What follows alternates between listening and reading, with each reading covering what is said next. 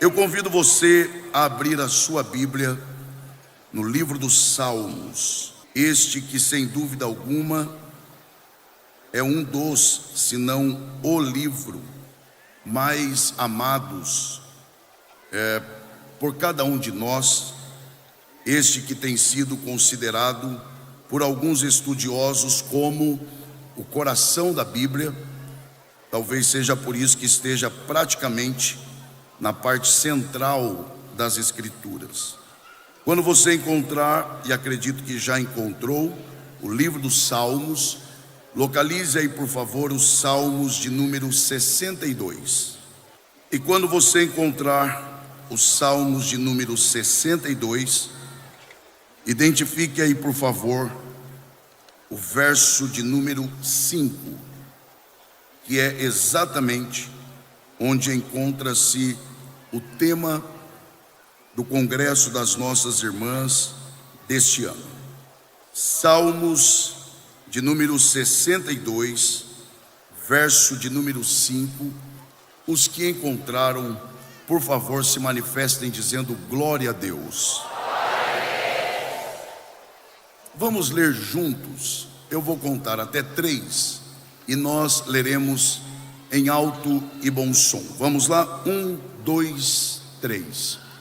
Ó minha alma, espera somente em Deus, porque dele vem a minha esperança. E os que podem digam amém. Muito obrigado, e que Deus, por sua graça, mais uma vez abençoe a exposição de sua palavra. Como nós já sabemos, e é só a título de lembrança, nós estamos diante de um salmo que é identificado como um salmo de Davi.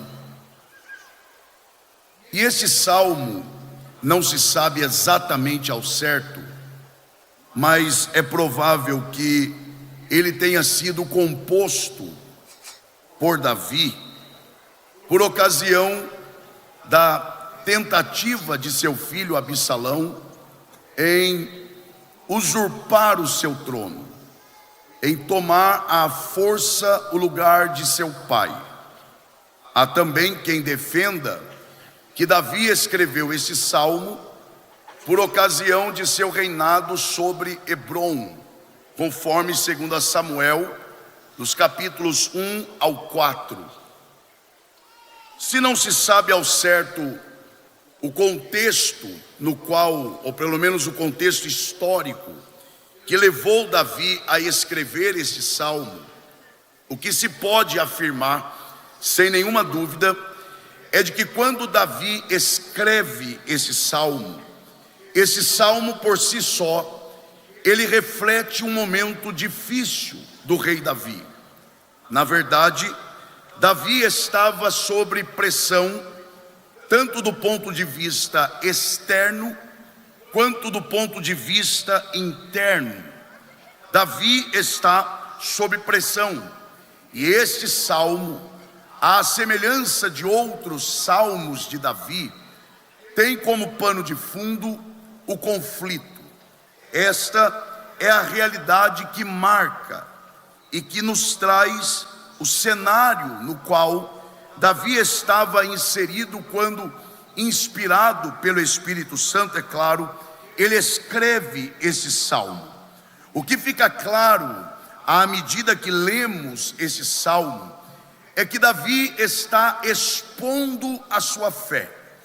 A fé de Davi está exposta. A fé de Davi é colocada à vista de todos, para que todos saibam que ele tem a fé capaz de levá-lo, mesmo em um momento de dificuldade, a descansar em Deus. É verdade que há muitas expressões que se repetem nesse salmo, e aí é preciso dar um destaque à expressão defesa, que aparece 2 vezes e que certamente é um indicativo de que o tema central desse salmo é a certeza que Davi tinha em Deus como a sua própria defesa. Agora, mais do que isto, para tentarmos entender um pouco mais a respeito desse salmo, é preciso considerarmos que, na verdade, o que Davi está fazendo aqui é uma espécie de movimento, porque Davi, se você ler com atenção, você perceberá que existe um movimento dinâmico de Davi, à medida que ele escreve, à medida que ele canta este salmo, ele faz um movimento duplo. Ele se dirige para Deus, mas há um momento em que ele se dirige para si mesmo. E aí, para aqueles que querem de fato entender a expressão do salmista que fundamenta o tema deste congresso, é preciso considerar isso. Ora, Davi está falando para Deus. Ora, Davi está falando consigo mesmo. Na verdade, o que Davi está fazendo é uma espécie de movimento piedoso. Na verdade, é exatamente o que, depois de muito tempo, o apóstolo Paulo orientaria ao seu filho na fé, o jovem obreiro Timóteo, a exercitar-se na piedade. E na verdade, quando consideramos este movimento do salmista em falar com Deus, em falar sobre Deus e falar consigo mesmo a respeito de Deus, porque ora ele fala de Deus para Deus, ora ele fala de Deus para o povo, mas ora ele fala de Deus para si mesmo.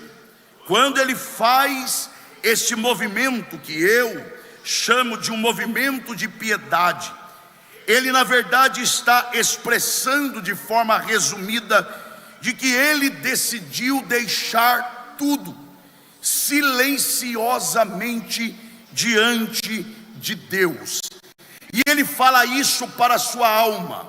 Ele diz: eu decidi entregar silenciosamente tudo ao meu Deus. Na verdade, Davi também está expressando o seu silêncio, e o seu silêncio também ocorre em duas direções. A primeira, ele fala, é preciso entendermos isto.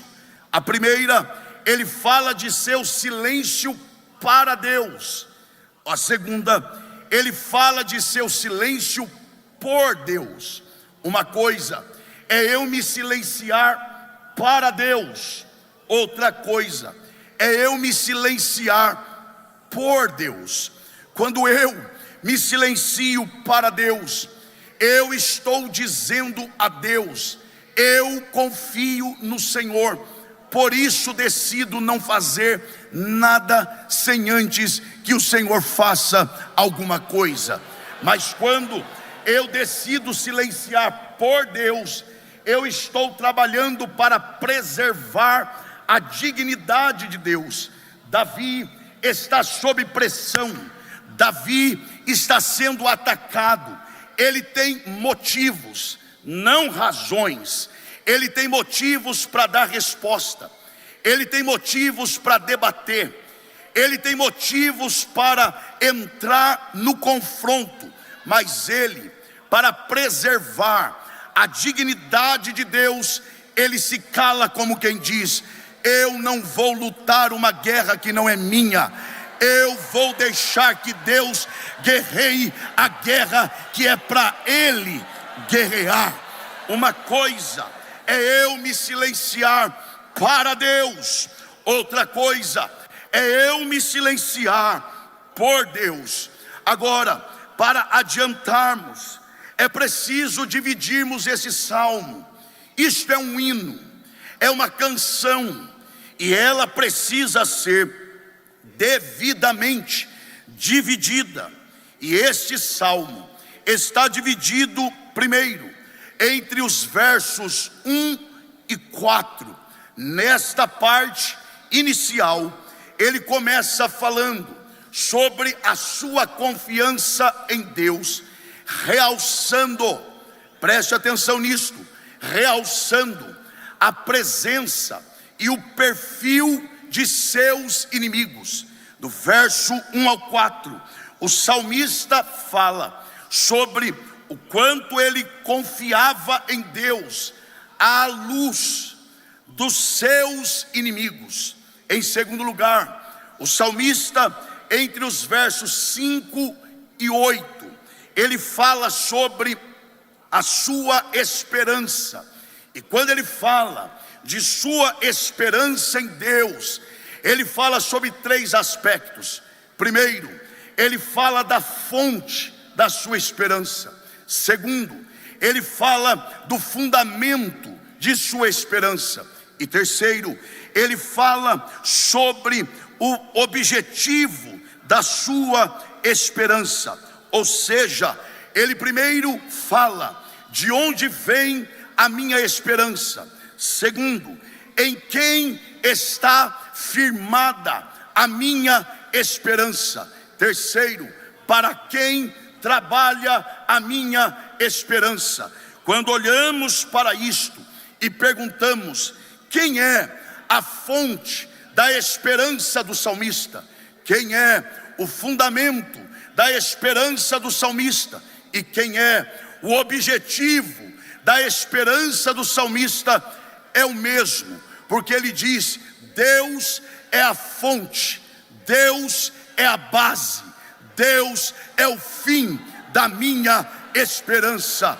Em outras palavras, o salmista está dizendo: a minha esperança vem de Deus, está em Deus e existe para a glória de Deus. Na verdade, isso está em harmonia com o que o apóstolo Paulo viria dizer depois de muito tempo: porque dele e por ele e para ele são todas as coisas. A minha esperança vem dele, está nele e existe para a glória dele. Aleluia. O salmista está expressando na segunda parte desse salmo sobre a sua esperança.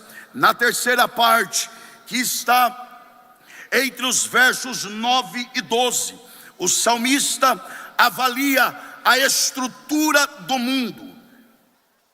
Isso mesmo, ele trabalha o contraste entre quem Deus é e a realidade deste mundo. Então, é assim que este salmo está dividido.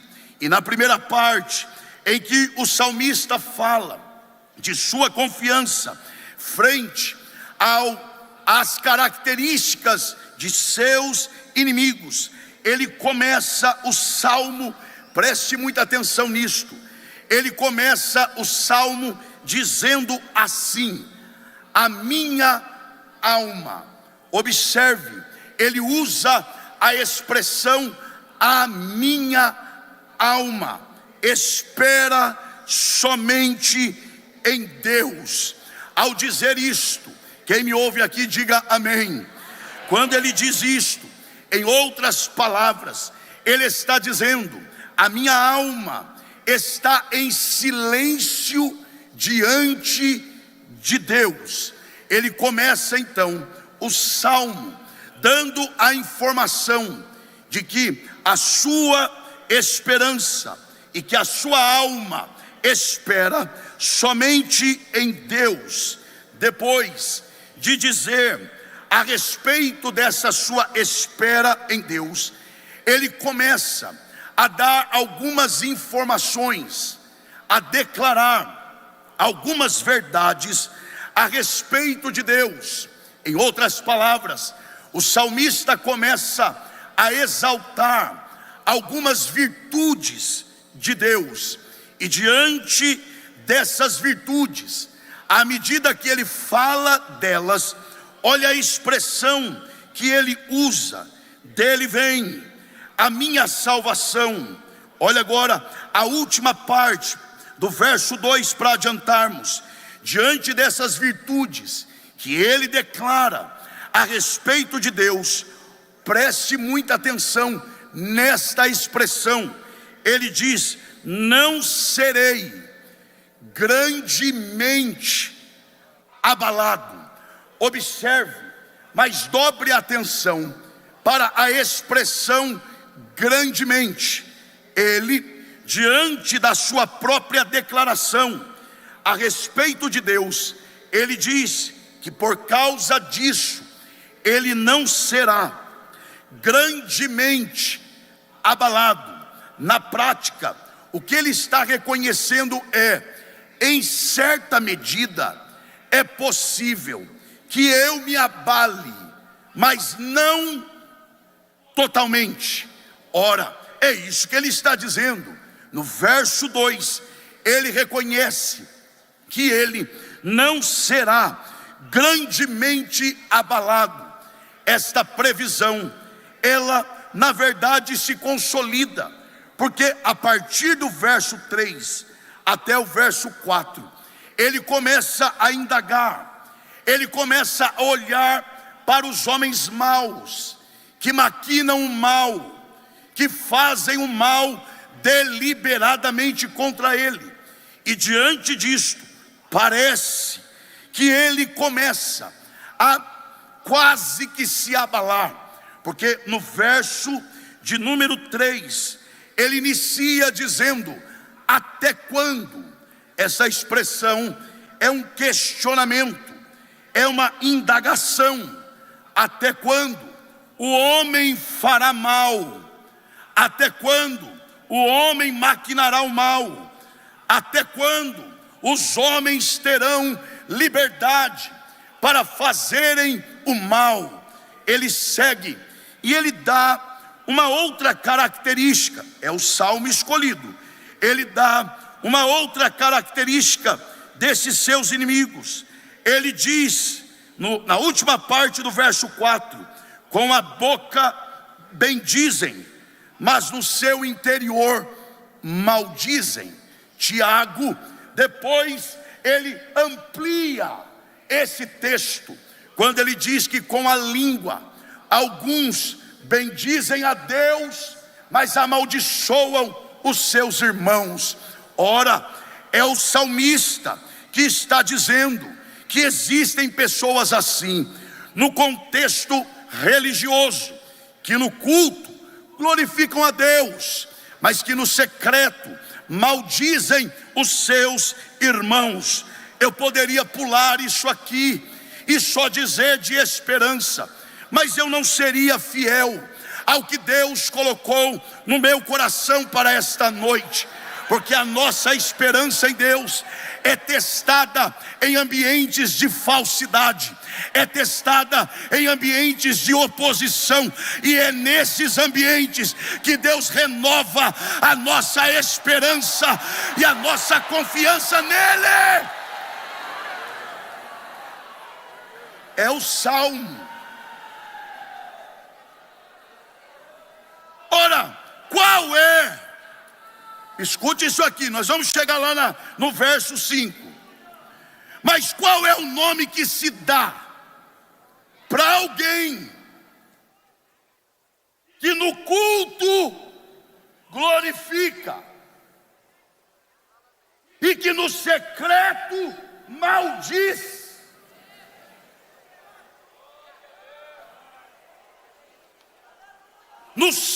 No sacrifício, Moisés é o líder.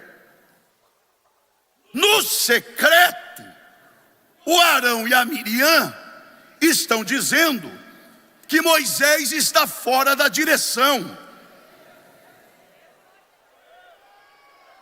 Pastor, é difícil ouvir isso, imagine falar.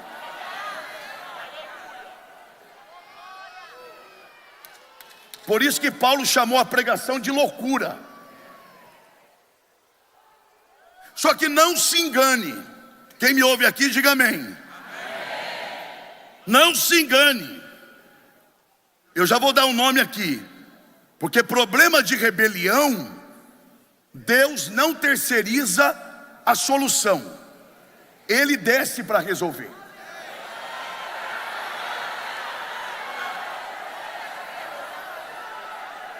Eu vou dizer o que Deus me mandou dizer. Porque na ausência, ou na presença é meu líder, meu chefe, meu. Na ausência é Moisés sair, Arão e Miriam. Quer dizer que a lei é só para nós. Quer dizer que nós não podemos, mas Ele pode. E a taça da ira de Deus só aumentando. Chega o dia que Deus se cansa e diz: eu vou descer para resolver.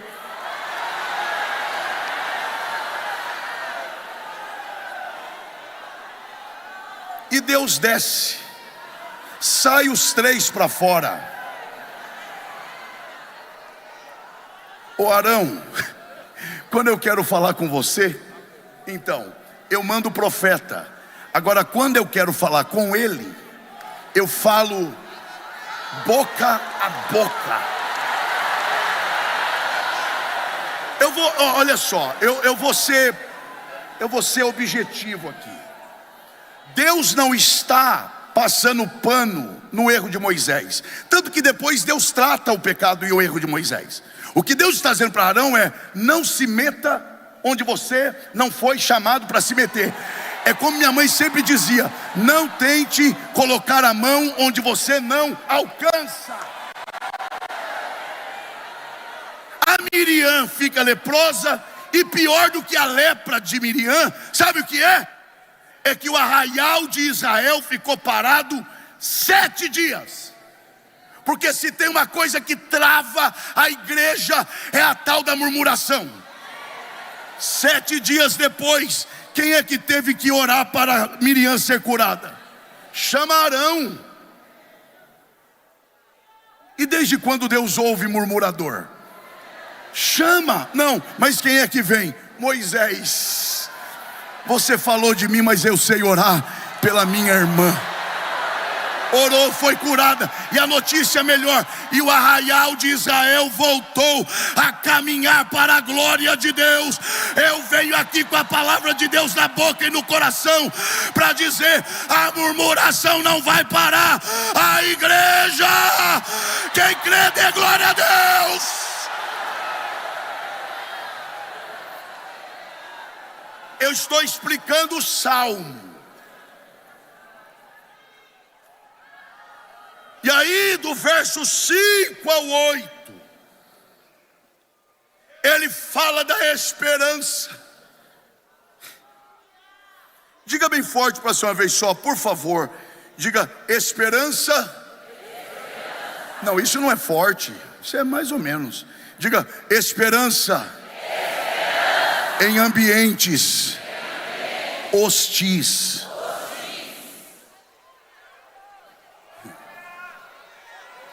E eu vou dizer isso aqui também.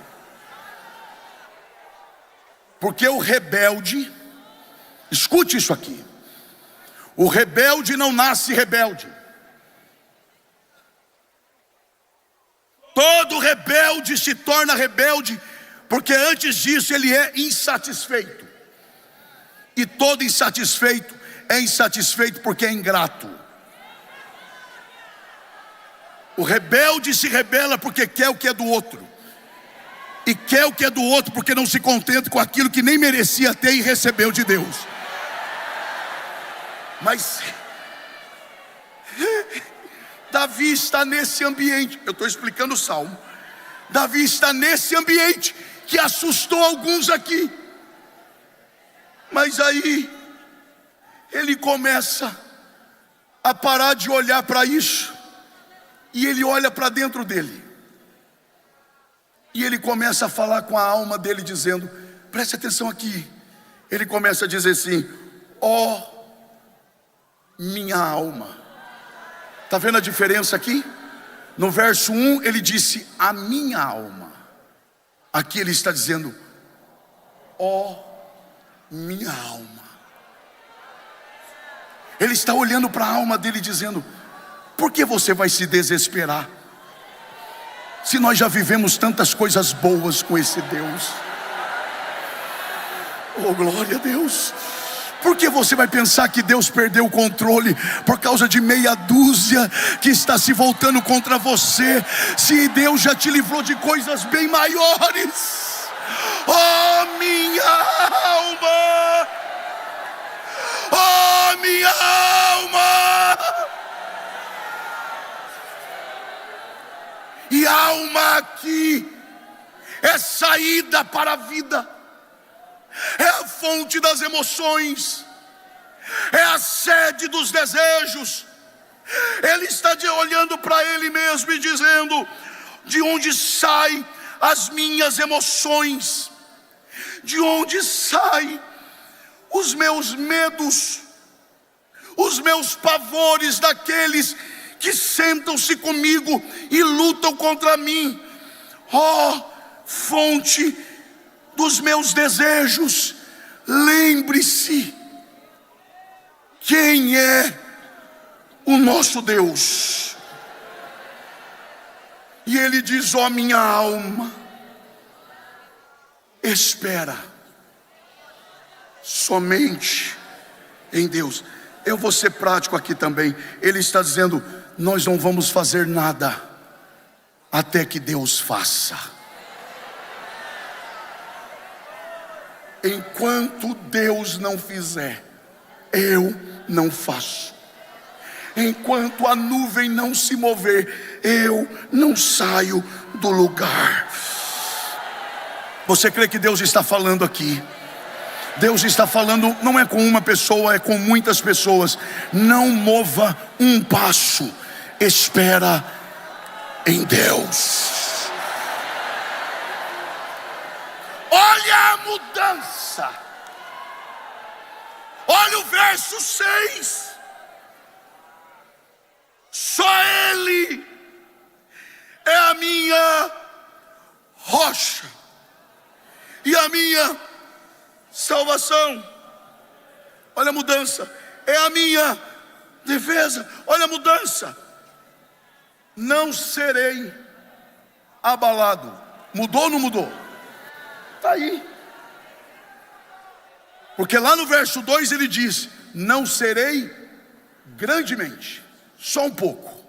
No verso 6 ele diz o quê? Não serei nem um pouco. Por quê? No caminho eu conheci mais a respeito dele. Tá? E por que essa segurança toda? Ele diz de onde vem. Verso 6: só Ele é a minha, grita para ser uma vez só, diga: rocha. Só Ele é a minha rocha. É lindo demais. Esta expressão rocha, ela aparece nesse salmo 3 vezes. Não dá para ler. Versos 2, 6 e 7. Se você observar, todas as vezes que a palavra, diga bem forte por favor, rocha, aparece, ela aparece vinculada à expressão salvação. Salvação aqui em 2 aspectos. Primeiro, salvo da perdição. Segundo, protegido dos inimigos. Aliás, rocha é uma expressão comum no livro dos Salmos, porque a rocha é uma alusão a um lugar seguro, de proteção, e é um dos sentidos da expressão salvação. Quem não se lembra do Salmo 40? O salmista começa o salmo dizendo: esperei, e não esperei de qualquer jeito, esperei com paciência, e não em qualquer pessoa, no Senhor. E o que ele fez?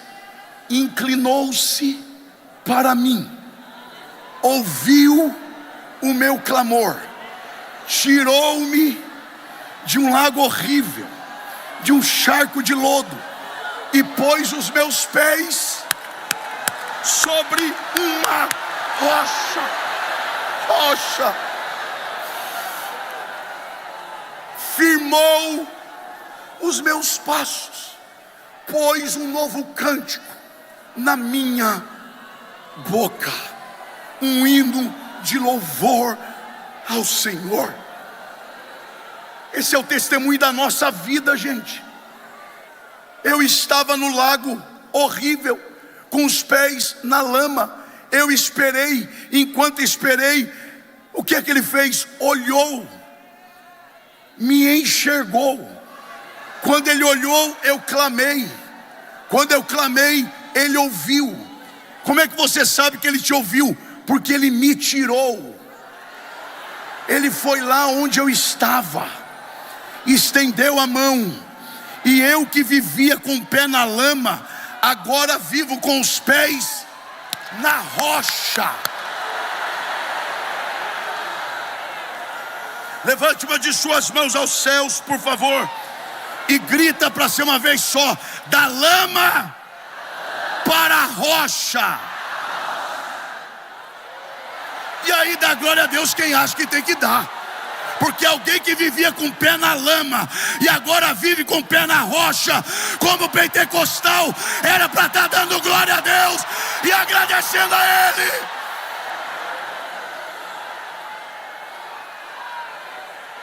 Me lembrei agora, não foi isso que Deus fez com Israel? Êxodo 3, versículos 7 e 8. Deus diz a Moisés: vi o sofrimento do meu povo, ouvi o clamor do meu povo e desci para livrar o meu povo. Deus fala ao meu coração para te lembrar: os teus pés estão sobre uma rocha. Vou ser prático também. Para mexer com você agora, vai ter que primeiro mexer com a rocha. Quer te tirar do teu lugar? Mexa com a rocha. Quer balançar sua fé? Balance primeiro a rocha. Eu não preciso nem dizer quem é a rocha. A pedra que se move sem auxílio de mãos humanas, a pedra angular de esquina rejeitada pelos seus edificadores, a pedra da qual Jesus falou: eu edificarei a minha igreja, e sobre essa pedra edificarei, e as portas do inferno não prevalecerão contra ela. Quem está nessa rocha, levante a mão e adore ao Senhor.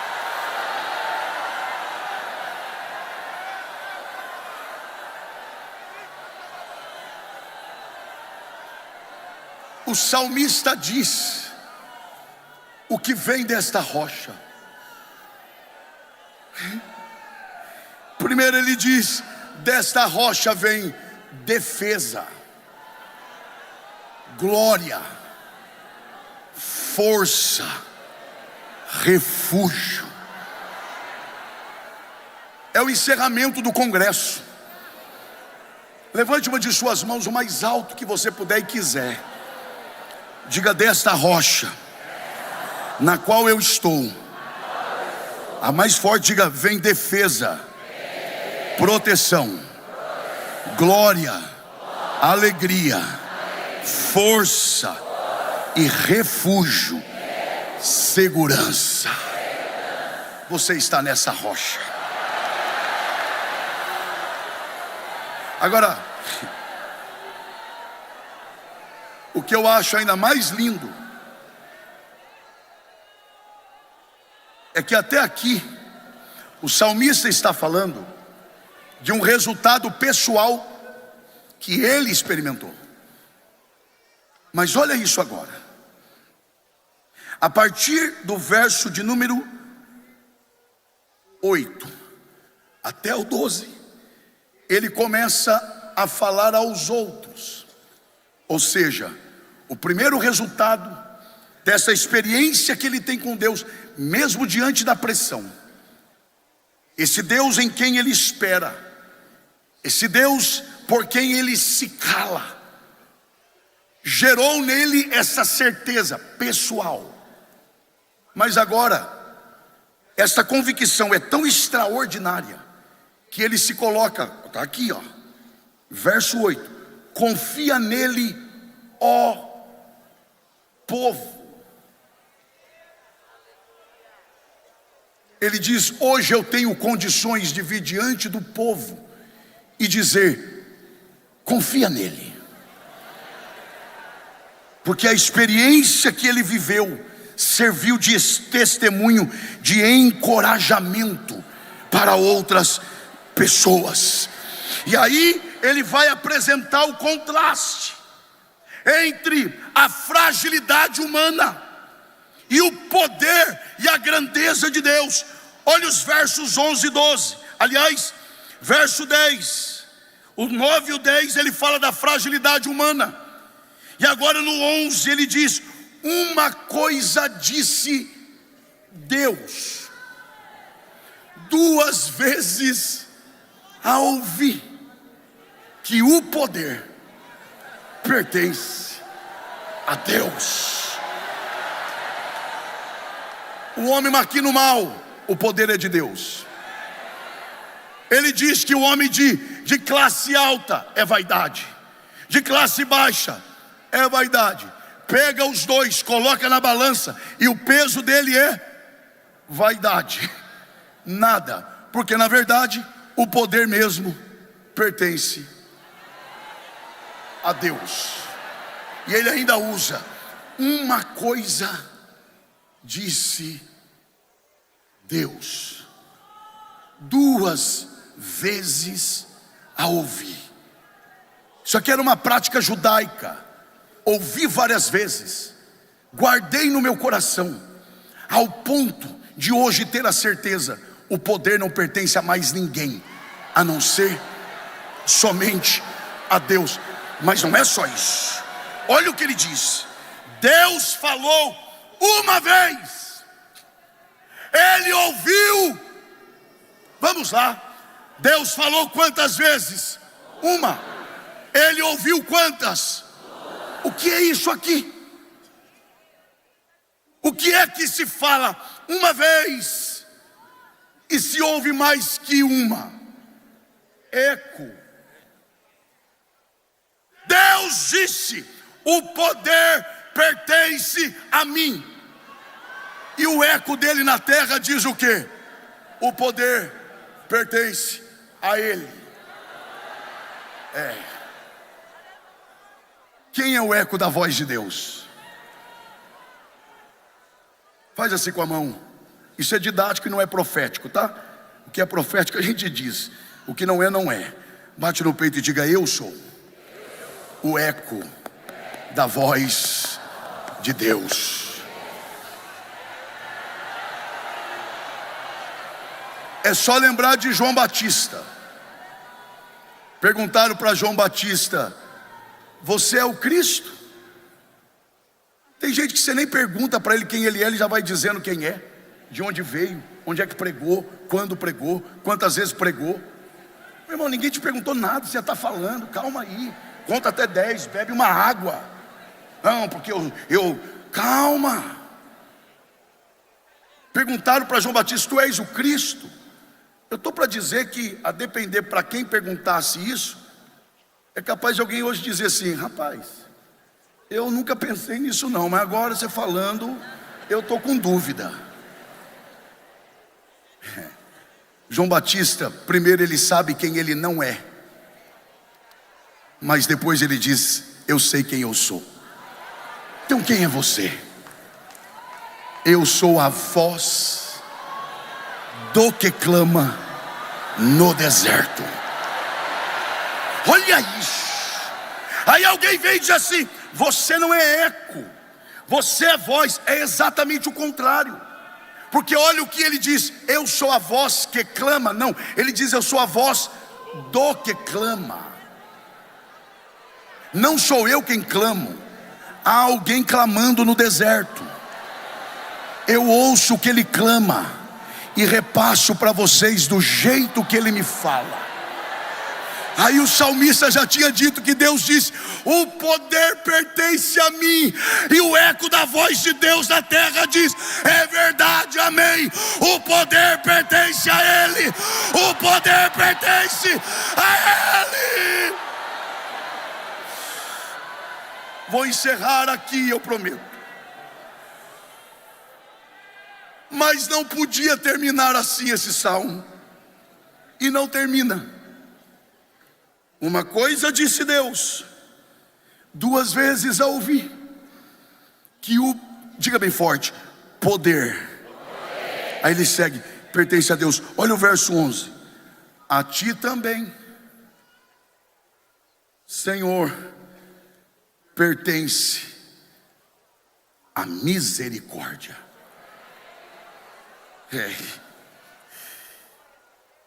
Ele está dizendo: eu tenho o poder. Mas ele também diz: mas eu também sou misericórdia. Eu sou poderoso, mas também sou misericordioso. O poder pertence a Deus, mas a misericórdia também pertence a Deus. E a pergunta é esta: dá para confiar em um Deus que é todo poderoso e todo misericordioso? Porque se Ele fosse só todo poderoso, nós estávamos perdidos. Mas Ele diz: não é só poder, é também misericórdia. Porque vamos lá, há quem tenha poder, mas não tem misericórdia. Aí quem tem poder e não tem misericórdia, mata os outros. Há quem tenha misericórdia, mas não tem poder. Aí se compadece, mas não pode fazer nada pelo outro, porque não tem poder. Aí Deus vem e diz: comigo é diferente. Eu tenho poder e posso fazer o que eu quero, inclusive matar todo mundo aqui. Mas eu também tenho misericórdia. E as misericórdias do Senhor são a causa de não sermos consumidos. É nesse Deus que nós temos que esperar. Quantos estão descansados nesse Deus? Levante a sua mão e adore a esse Deus. Onde está a mão que você levanta para adorar ao Senhor? Com a permissão dos meus pastores, dos nossos pastores, com muito respeito, eu estou na minha casa, eu sei como nós somos e devemos ser, mas eu quero e desejo e tenho direção para isso. Eu quero que você levante uma de suas mãos aos céus, por favor, e com respeito, se você quiser, claro, toque o ombro da pessoa que está perto de você. É a primeira e única vez que eu vou pedir para você fazer isso. Diga para essa pessoa: o nosso Deus é o Senhor dos exércitos. Ele é o Todo-Poderoso, mas Ele é também o Deus de Jacó, misericordioso. O Deus que tem todo o poder aceita ser chamado de o Deus de Jacó.